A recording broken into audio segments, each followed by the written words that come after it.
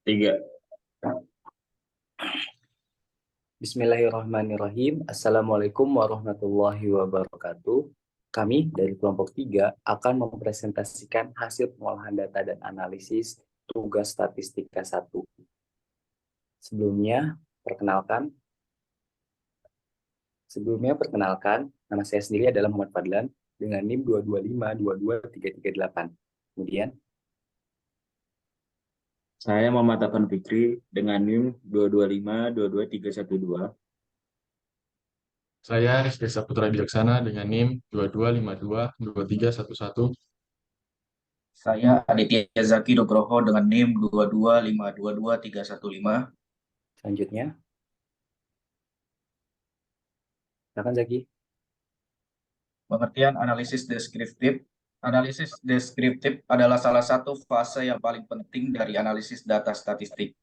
Ini memberi kesimpulan tentang distribusi data, membantu mendeteksi kesalahan dan outlier, dan memungkinkan melihat pola antar variabel, mempersiapkan untuk analisis statistik di masa depan.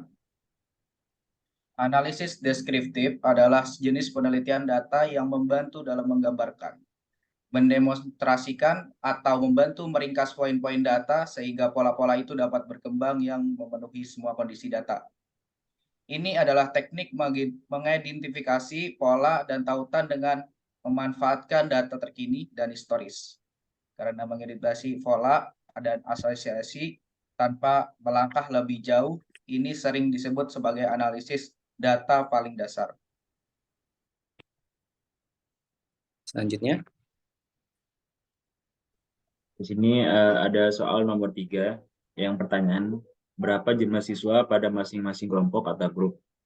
Jadi di sini inti dari pertanyaannya itu kita mengelompokkan setiap grup A, B, C, D menjadi grup-grupnya sendiri. Untuk di Excel sendiri itu ada rumusnya dengan menggunakan rumus count if. Range sel yang akan dihitung yaitu dari B2 hingga sel B201.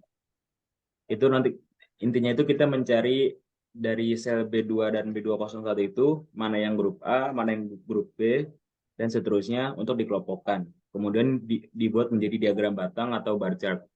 Sebelumnya kenapa kami menggunakan diagram batang? Dan sebelumnya apa itu diagram batang? Diagram batang sendiri adalah suatu diagram jenis grafik yang digunakan untuk menunjukkan dan membandingkan kuantitas data dalam kategori yang berbeda.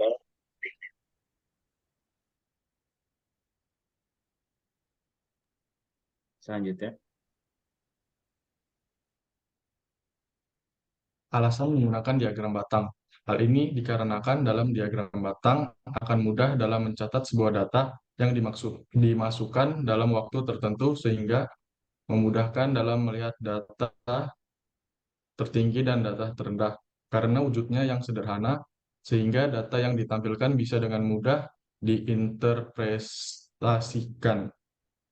Penyajian data dalam diagram batang untuk memudahkan dalam membaca data dan menentukan frekuensi dari suatu data dengan cepat dan akurat. selanjutnya adalah cara membuat grafik. Yang pertama adalah masukkan data ke Excel. Hal pertama yang harus dilakukan dalam cara membuat grafik di Excel adalah dengan memasukkan data yang dimiliki. Kemudian sorot data yang diinginkan dan klik menu Insert. Kemudian yang ketiga adalah pilih jenis grafik yang diinginkan. Keempat, ubah judul grafik bila perlu. Kelima, kelola dan atur tampilan grafik. Selanjutnya, ini adalah grafik diagram batang yang kita gunakan dari hasil data-data yang kita miliki menggunakan rumus count if. Selanjutnya,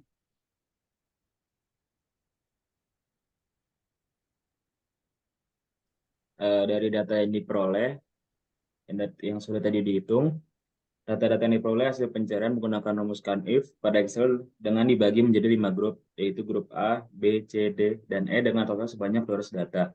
Untuk grup A sendiri terdapat 13 orang, untuk grup B sendiri 42 orang, grup C 59 orang, grup D 58 orang, grup E 28 orang, dengan total 200 data. ya, Gitulah presentasi dari kelompok kami. Terima kasih banyak. Terima kasih atas perhatiannya. Kurang lebihnya mohon maaf. Wassalamualaikum warahmatullahi wabarakatuh.